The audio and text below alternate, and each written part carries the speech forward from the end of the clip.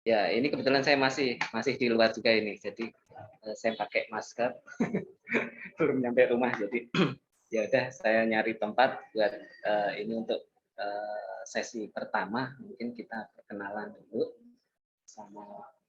Selamat bergabung, Mas Wendy. Ya Pak, selamat malam Pak.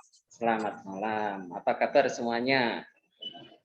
Alhamdulillah baik Pak. Ini udah pada sampai rumah atau belum? Saya baru nyampe rumah nih Pak. Ya, alhamdulillah. Ini pesertanya berapa ya, sebentar.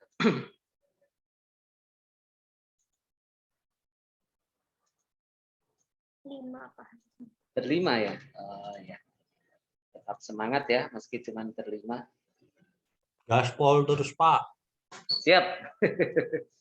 Iya ya.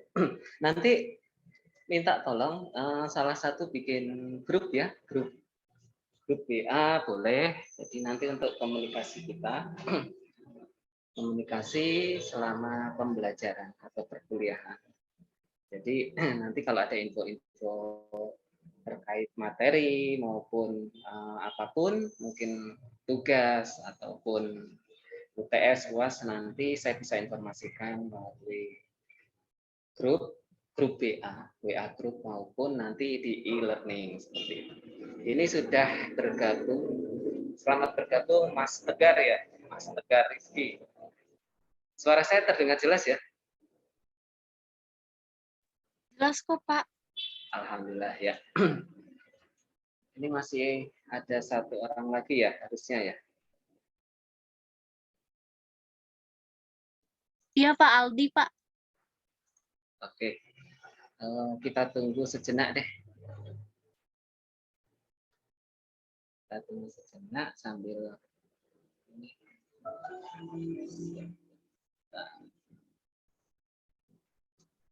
ini semester 4 ya berarti ya teman-teman ya. Iya, Pak, betul semester 4. Ya.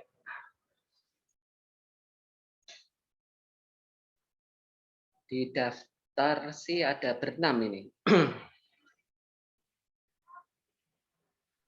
Yang satunya cuti, Pak, katanya. Dari semester 3 sih cuti. Yang cuti atas nama siapa? Rizky Gilang Wijaya, Pak. Siapa?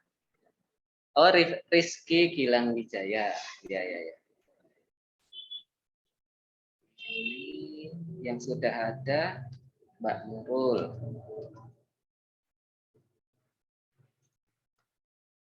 Yang belum ada siapa? Aldi ya? Iya, Pak. Oke, ini sekalian saya absen dulu deh.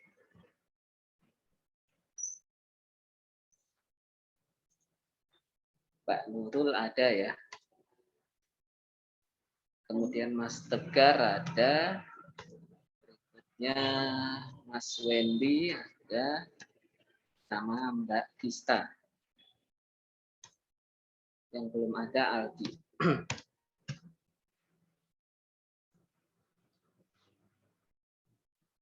Gimana kemarin semester 3 kuliahnya? Lancar?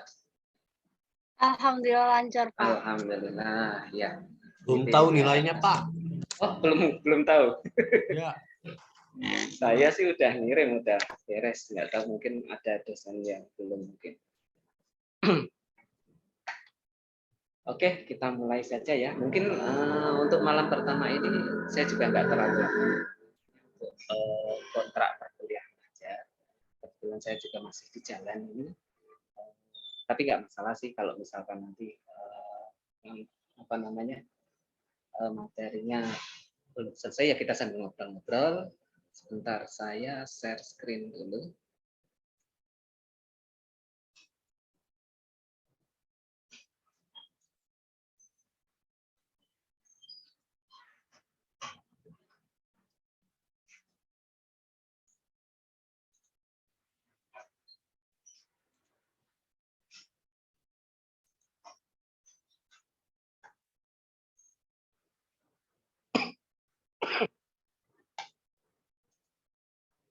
Apakah sudah tampil, teman-teman? Sudah kok, Pak. Sudah ya. Ya, oke. Terima kasih, selamat malam. Udah menyempatkan untuk bisa hadir pada pertemuan kita pada malam hari ini. Untuk pertemuan perdana, yaitu terkait dengan pengantar mikroprosesor. Sebentar kok, saya nggak bisa digeser.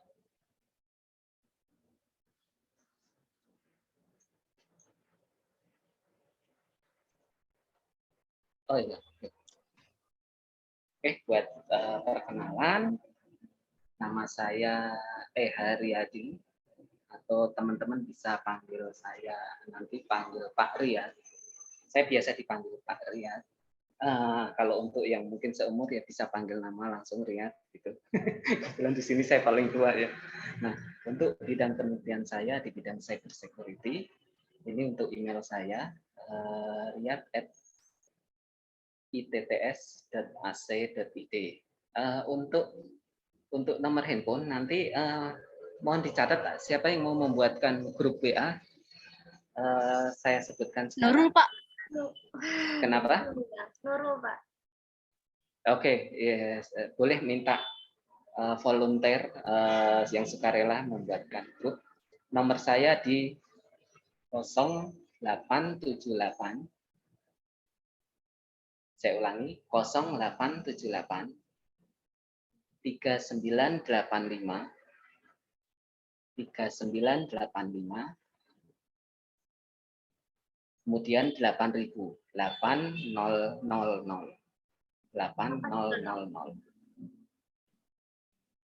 Di sini bisa ngirim chat ya. Chat. Bisa kok, Pak. Bentar, mana? Oh iya, ini. Bentar. Iya ya, kok kenapa nggak lewat ini aja ya? 0878 3985. Oke. Nanti mohon dibuat ini ya, grup WA.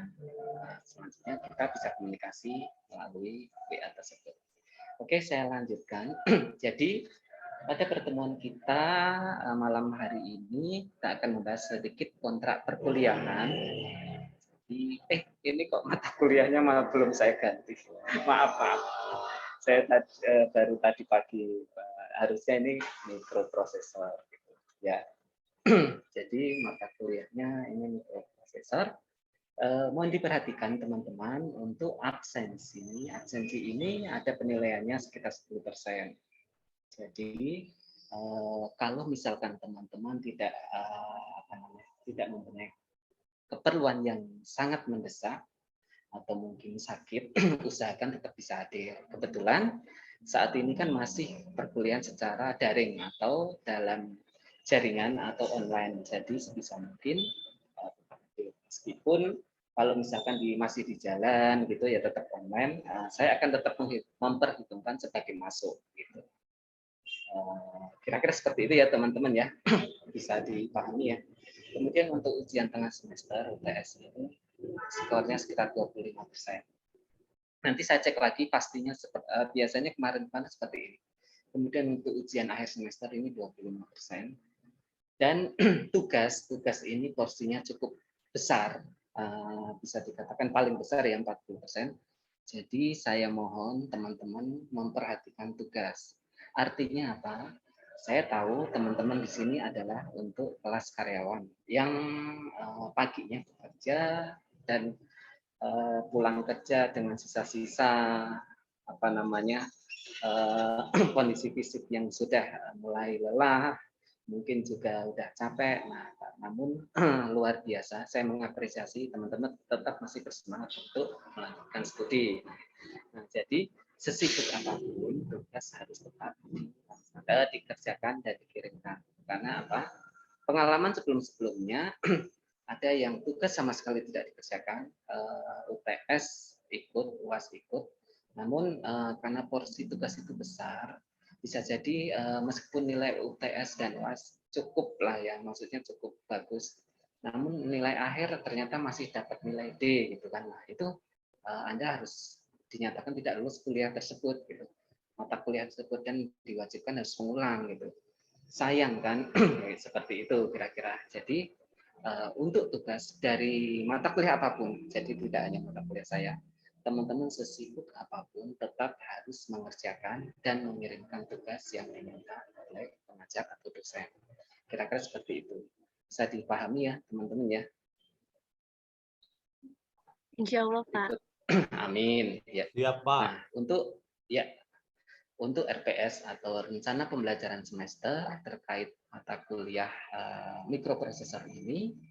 Nah, jadi mata kuliah mikroprosesor ini bertujuan memberikan dasar pengetahuan kepada mahasiswa agar mahasiswa dapat mengetahui konsep. Nah, tolong perhatikan ini konsep sistem mikroprosesor dan sejarah perkembangannya. Jadi intinya teman-teman nggak harus menghafalkan. Mana saya sendiri juga tidak terlalu suka untuk menghafal-hafal teori yang sangat panjang gitu. Yang penting memahami konsep. Artinya kalau teman-teman memahami konsep, nantinya akan bisa menjelaskan seperti itu. Kemudian yang kedua, teman mahasiswa diharapkan bisa memahami arsitektur sistem mikroprosesor. Ini kata kuncinya adalah arsitektur sistem mikroprosesor. Artinya yang mendukung pengembangan dari sistem mikroprosesor tersebut. Arsitekturnya seperti apa aja. Kemudian berikutnya diharapkan mahasiswa mampu memahami sistem bilangan yang digunakan dalam mikroprosesor. Nah, sistem bilangan ini dasarnya adalah biner 0 dan 1, teman-teman bisa memahami. Nantinya juga ada sistem bilangan yang lain yang akan digunakan dalam mata kuliah ini. Pada dasarnya memang biner untuk yang mikroprosesor yang masih awal, teknologi yang masih lama, kemudian berkembang sehingga yang tadinya ada kemudian berkembang ada bilangan integer, ada juga bilangan pecahan atau floating point bisa disebut seperti itu. Nah, ini nantinya sistem bilangan yang kemudian juga yang terakhir di sini teman-teman mahasiswa diharapkan memahami unit input atau output yang digunakan dalam sistem mikroprosesor tersebut. Ini kaitannya dengan I/O yang digunakan dalam sistem mikroprosesor. Kemudian deskripsi mata kuliah di sini ini hampir sama ya. Yang pertama yaitu memahami secara arsitektur sistem mikroprosesor. Nah, ini sedikit mengulang nggak apa-apa. Kemudian teman-teman mahasiswa juga diharapkan memahami sistem bilangan yang digunakan dalam sistem mikroprosesor tadi sudah dijelaskan. Kemudian memahami instruction set mikroprosesor sebagai dasar-dasar pemrograman dalam bahasa assembly atau bahasa rakitan. Jadi instruksi awal-awal dulu sejak ditemukan mikroprosesor atau sebagai komputer mikro, komputer mini itu masih menggunakan bahasa pemrograman dasar, yaitu masih menggunakan bahasa assembly atau sebagian orang menyebutnya sebagai bahasa A. Kemudian ada disebut bahasa B atau basic. Kalau teman-teman melihat ada basic dulu, mungkin udah nggak zamannya ya, masih zaman saya dulu S1 itu ada basic. Kemudian ada juga selanjutnya ada C, nah ada bahasa C, nah itu sejarah perkembangannya. Kemudian teman-teman juga diharapkan memahami unit input atau output I/O yang digunakan dalam sistem mikroprosesor. Kemudian juga memahami dasar-dasar perakitan dan komponen dari sistem mikroprosesor. Nah, ini sedikit saya bacakan aja untuk capaian pembelajaran kelulusan. Nah, mohon diperhatikan untuk capaian pembelajaran kelulusan buat teman-teman. Ini dijelaskan sikapnya teman-teman diharapkan menunjukkan sikap bertanggung jawab atas pekerjaan di bidang keahliannya secara mandiri.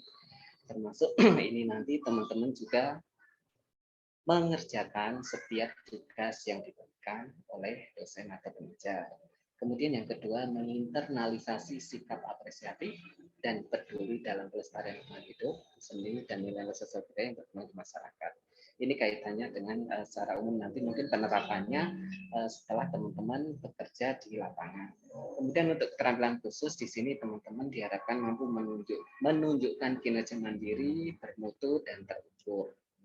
Nah, ini juga capaian pembelajaran keterampilan khusus ini teman-teman mampu mengaplikasikan penggunaan teknologi informasi komunikasi atau TIK untuk mendukung pelaksanaan tugas dan peranannya terkait nanti penerapan dari mata kuliah ini misalnya.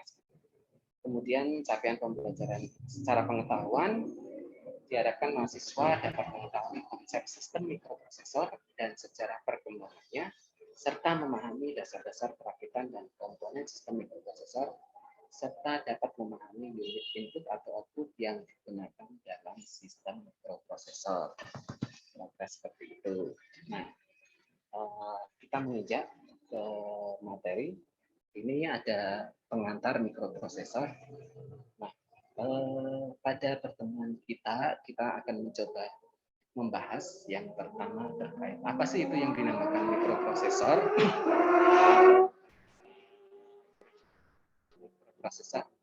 Kemudian komputer mikro atau mikrokomputer, kemudian juga sedikit perkembangan mikroprosesor atau mikroprosesor evolution, kemudian juga ada kinerja mikroprosesor.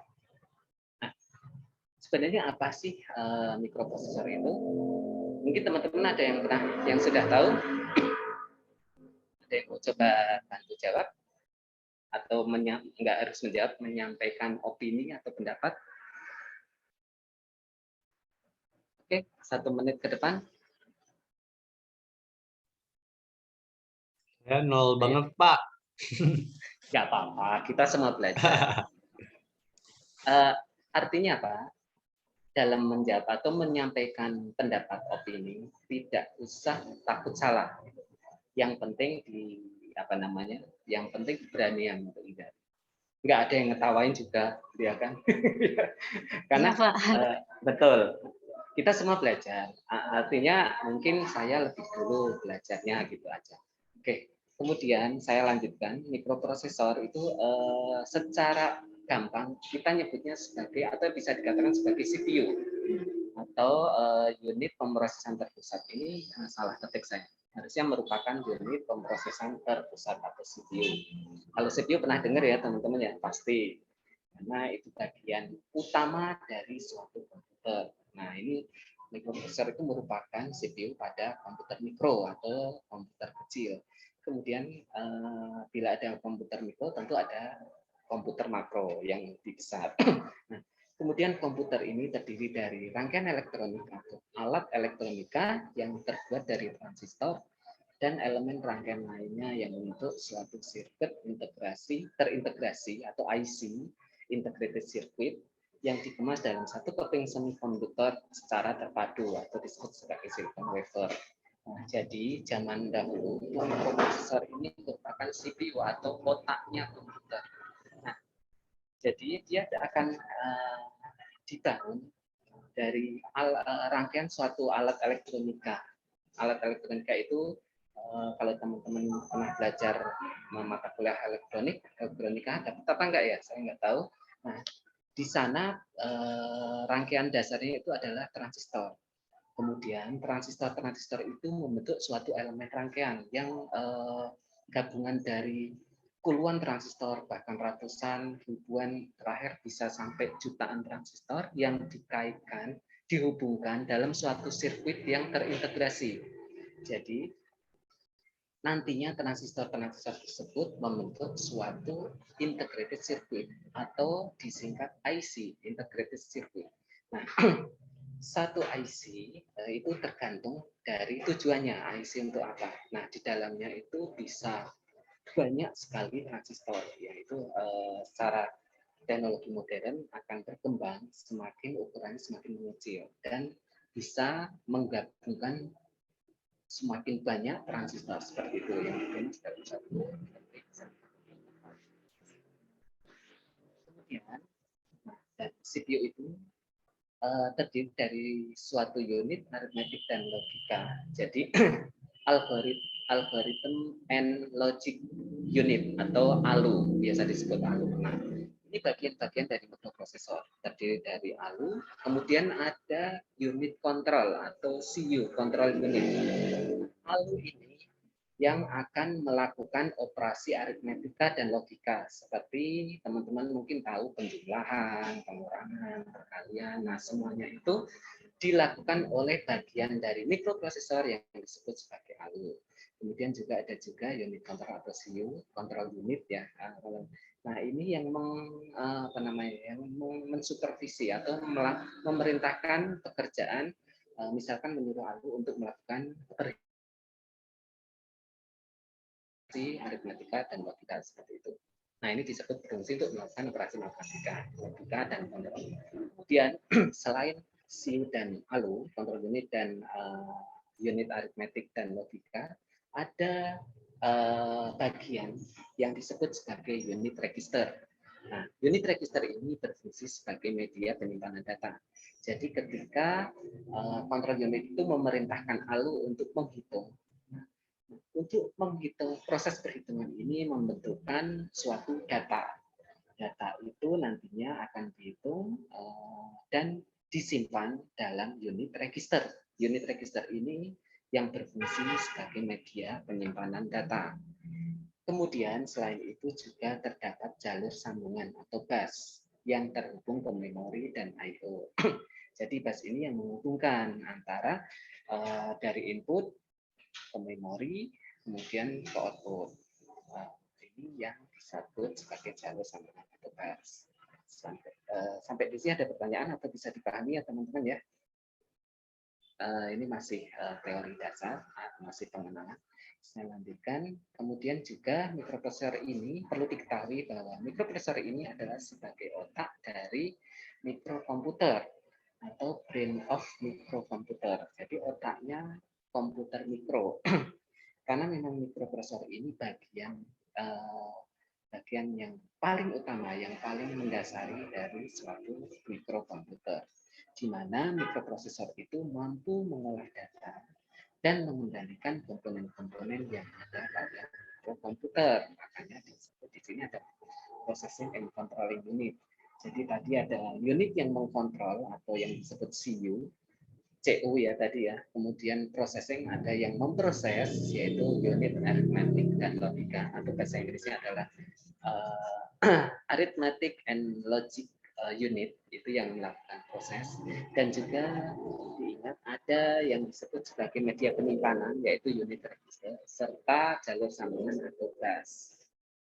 Seperti itu. Berikutnya kita masuk. Nah, dalam suatu mikrokomputer biasanya nanti ada yang mengeksekusi perintah. Nah, jadi tadi CU ini memberikan perintah kepada ALU. ALU akan melakukan pemrosesan data maksudnya. Nanti akan disimpan dalam unit register. Nah, instruksi-instruksi yang diberikan oleh CU atau control unit ke ALU itu nantinya disebut sebagai instruction cycle. Instruction cycle ini terdiri dari fetch, maksudnya ini proses yang membaca data, kemudian decode adalah suatu kegiatan atau proses mengkodekan, karena instruksi masih dalam bentuk binary ya, binary antara 0 dan 1. Nah, kemudian execute adalah jalankan perintah. Seperti itu. Nah, kemudian setelah instruction cycle itu dilaksanakan, semua perintah-perintah tadi harus disimpan atau tersimpan di dalam suatu memori atau store program komputer. Jadi yang dinamakan unit register tadi digunakan untuk menyimpan perintah-perintah yang ada dalam mikroprosesor. Kemudian mikroprosesor ini dalam perkembangannya yang secara terus-menerus sangat cepat ya, perkembangan secara kontinu sejak pada generasi awal itu yang disebut sebagai old mikroprosesor yang masih berisi 3 komponen utama, 3 unit utama, yaitu tadi saya sebut sebagai ALU, CU, dan unit register. Nah, kemudian prosesnya tadi kan menggunakan masih angka binary ya, yang 0 dan 1. Dalam perkembangannya, mikroprosesor ini akan memproses nilai-nilai yang selain integer 0, 1 juga tadi yang saya sebut sebagai pecahan atau disebut sebagai floating point. Nah, untuk perkembangannya, maka pada generasi yang baru atau mikroprosesor modern terdapat tambahan unit-unit baru. Bila sebelumnya itu hanya memproses binary, kemudian perkembangannya juga bisa memproses angka-angka pecahan atau disebut floating point, maka ada tambahan unit yang disebut sebagai FPU atau floating point unit. Ini merupakan bisa CPU yang terpisah. Namun secara perkembangannya saat ini sudah digabungkan jadi satu. Nah, selain itu, untuk mempercepat prosesnya, maka perlu penambahan memori. Maka di sini ada tambahan unit yang disebut sebagai cache memory. Nah, cache memory ini digunakan untuk mempercepat proses. Jadi ketika teman-teman mendapatkan proses mungkin di handphone, smart seluler teman-teman atau handphone smart ya. Nah, itu kan kadang-kadang prosesnya mulai melambat. Nah, kadang-kadang disarankan untuk meriset atau menghapus cache memori ini. Kemudian, selain dari angka-angka yang diproses oleh mikroprosesor dalam perkembangan yang saat ini, data bisa ditampilkan dalam suatu grafik, dalam suatu tampilan yang lebih yang lebih familiar, yang lebih bagus seperti. Nah, ini membutuhkan suatu CPU yang terkait dengan grafik. Maka ada CPU ditambahkan sebagai tambahan unit baru, yaitu GPU atau Graphics Processing Unit. Nah, unit ini merupakan untuk menambahkan proses yang lebih berat. Artinya tidak hanya angka integer maupun floating. Jadi ini sudah masuk ke grafis. Kalau teman-teman yang menyukai permainan game tentu tahu ya. Nah, GPU ini merupakan CPU yang bisa dikatakan lebih mahal dibanding CPU pada umumnya. Harganya bisa berlipat dari CPU biasa. Nah, namun ini GPU ini masih terpisah ya, belum tergabung dengan CPU. Mungkin ada teknologi yang sudah menggabungkan keduanya. Kemudian selain itu dengan perkembangannya yang tadinya single core, sekarang sudah banyak yang multi core CPU, karena dituntut prosesnya yang semakin rumit, semakin kompleks, dan data yang semakin besar. Seperti itu. Nah, kemudian di sini ada mikroprosesor. Pada perkembangan di awal dulu terdapat yang disebut sebagai Intel 808. Ini zaman dulu masih masuk sebagai mikroprosesor 8 bit. Jadi ini gambarnya yang atas kiri, ini 8086, ini dikembangkan pada tahun 1979. Kemudian mulai dikembangkan lagi untuk penggunaan PC atau personal komputer, ini di Intel 8088. Nah, ini mulai berkembang terus. Kemudian mikroprosesor berikutnya yang sebelah kanan atas ini gambarnya ada Intel 80286. Sudah berkembang, sudah sekitar 16 bit.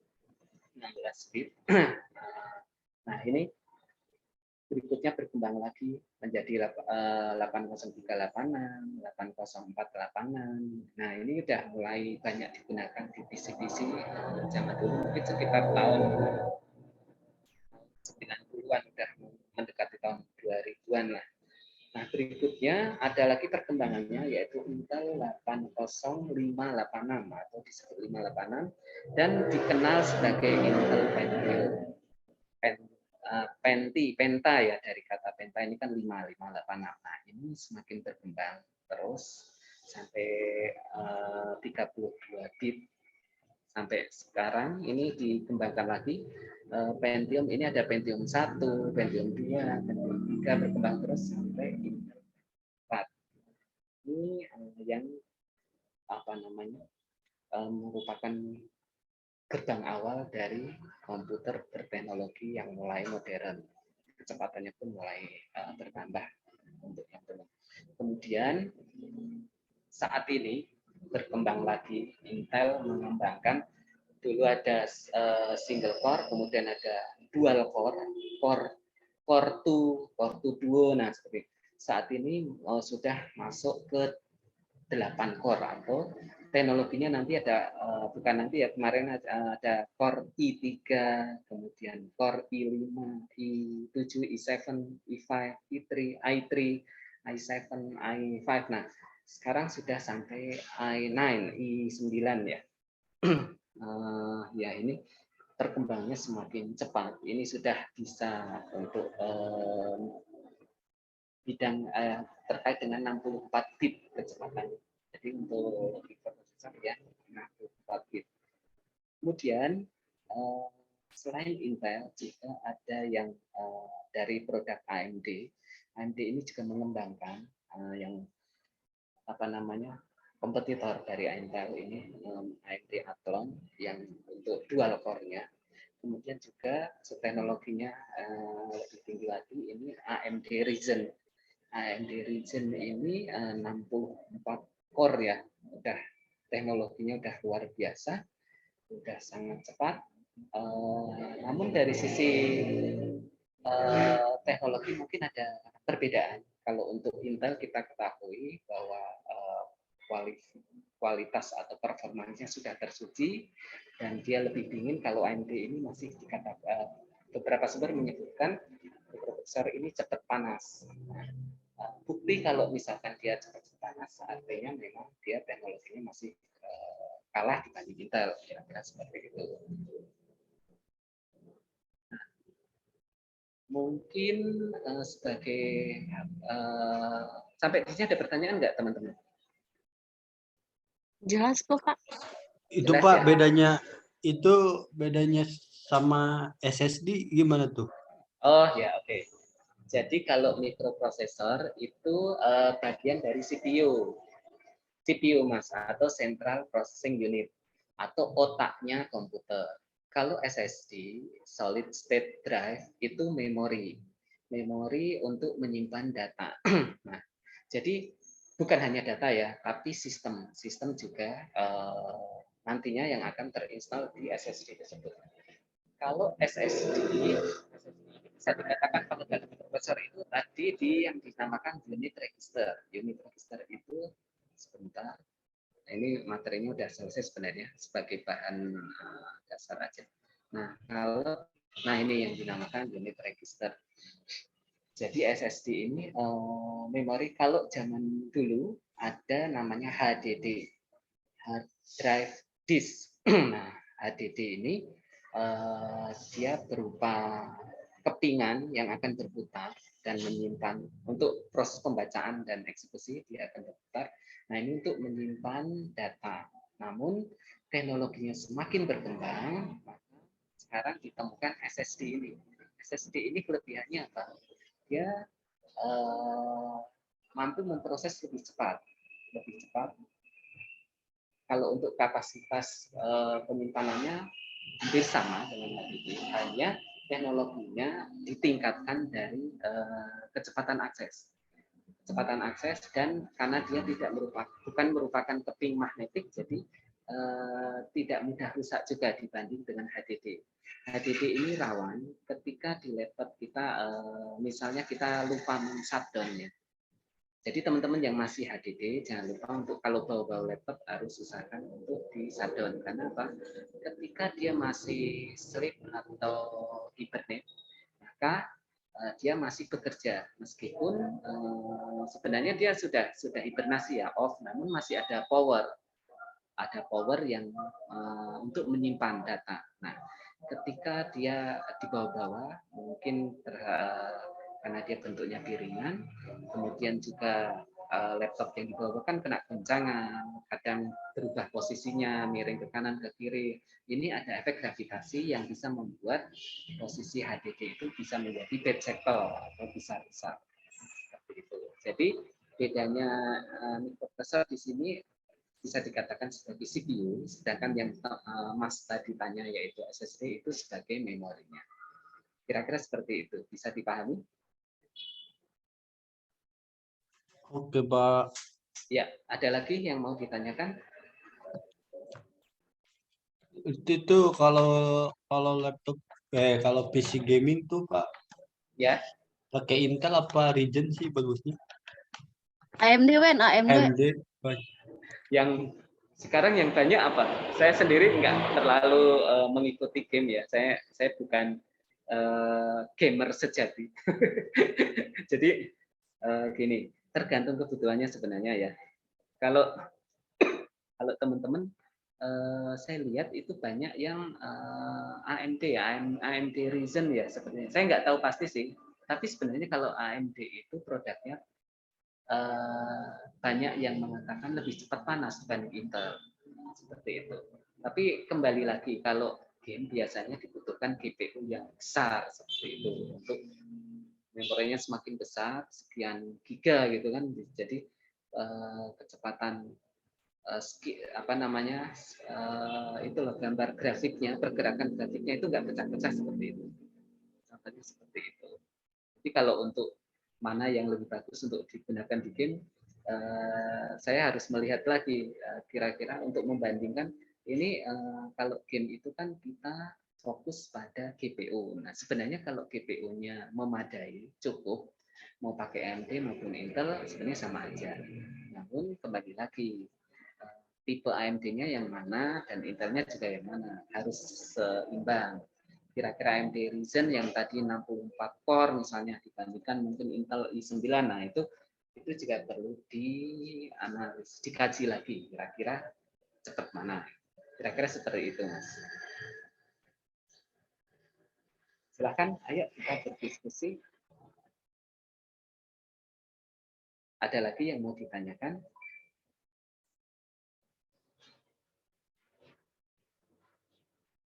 Cukup, Kalau Pak. ya, boleh, silakan.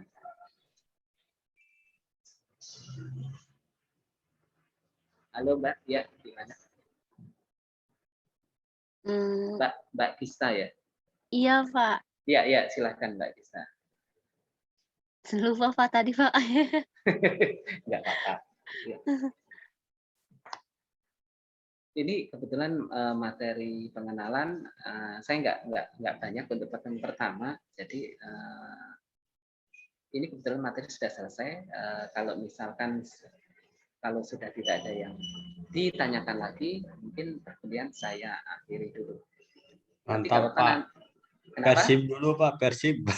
Ya, benar-benar. Ya, saya tahu. Ini saya tampilkan untuk absensi dulu ya, untuk memastikan bahwa Oke saya Pak. benar menginput. Sama Mas Aldi udah join belum? Aldi belum ambil KRS, Pak, katanya. Oh, gini aja. Tolong sampaikan, Iya. tetap aja ikut kuliah. Karena Oh, apa? gitu. Ya, saya nggak mempermasalahkan. Artinya apa? Malah kadang-kadang ada teman-teman yang saya saatnya UTS, ada yang nggak ikut gitu. Terus tiba-tiba udah selesai WA ke saya, Pak mohon maaf saya nggak bisa ikut UTS karena saya belum menyelesaikan administrasi SPP masih gitu. Terus saya bilang, kok kenapa nggak bilang ke saya dari kemarin? Intinya apa? Silahkan ikut kalau masalah UTS ya. Tapi karena ini kan online, kalau online menurut saya nggak masalah, ikut aja. Nanti masalah nanti administrasi SPP bisa diselesaikan di kemudian hari. Kalau prinsip saya seperti itu. Jadi teman-teman kalau misalkan ini ikut aja, kontak ke saya aja. Nanti saya akan persilahkan untuk tetap ikut. Jadi udah disuruh juga sih Pak Aldi kemarin. oh, iya. Cuman katanya dianya nggak enak gitu Pak. Nggak apa-apa, kasih tahu. Saya nggak mau bermasalah. Karena apa? Logikanya gini, nanti toh dia udah ngisi KRS, toh tetap aja harus ikut dan harus ikut UTS dan UAS. Sedangkan dia nggak ikut perkuliahan. Artinya apa? Khawatirnya dia ketinggalan materinya, efeknya, dampaknya, nanti kesulitan. Ya oke lah, mungkin bisa melihat video rekamannya atau mungkin membaca materinya slide-nya. Namun kan lebih enaknya bisa ikut, kecuali memang ada kebutuhan apa sih yang nggak bisa hadir, yang menyebabkan nggak bisa hadir. Jadi itu akan beda kondisinya. Jadi nanti kabarin aja, tetap ikut aja, nggak masalah buat saya. Oke, itu saja. Oh Oke, ya, Pak. saya mau tetap semangat belajar ya teman-teman ya. Makasih, Eh, Pak. Siap. ya, sebentar saya ya ini udah terlihat. Ini sementara Aldi belum hadir. Rizky ini tadi apa? Cuti. Cuti, iya Pak, betul. Oke, yang ini saya silang ini yang hadir ya. Sementara saya isi silang dulu. Oke, meskipun hanya berlima, saya harapkan teman-teman tetap semangat. Kalau misalkan Semangat terus, Pak. amin, tetap jaga kesehatan. Ini masih pandemi. Nah, saya demen nih kalau yang begini nih. Ya, ya, harusnya memang kita sama-sama semangat. Oke, itu aja ya yang bisa saya sampaikan ya. Kalau ada pertanyaan nanti bisa di grup. Tadi minta tolong Mbak Nurul untuk buatkan grup WA. Nomor saya udah dicatat belum? Ya, Nurul juga udah buatin grup kok. Oh, oke, siap. Saya belum sempat cek di. Oke, itu aja. Teman-teman tetap semangat belajar, tetap semangat untuk jaga kesehatan karena pandemi masih ada. Mudah-mudahan segera booster ya untuk yang belum. Iya, Pak. Oke, itu aja yang bisa saya sampaikan. Terima kasih banyak atas perhatian teman-teman. Saya mengucapkan selamat malam. Terima kasih dan wassalamualaikum warahmatullahi wabarakatuh. Waalaikumsalam warahmatullahi wabarakatuh. Makasih, Pak. Selamat malam, Makasih, selamat Pak. beristirahat. Iya, selamat istirahat juga ya, Pak. Amin. Terima kasih.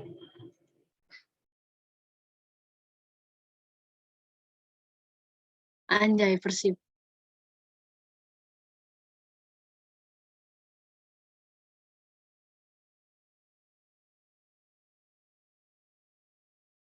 Akan di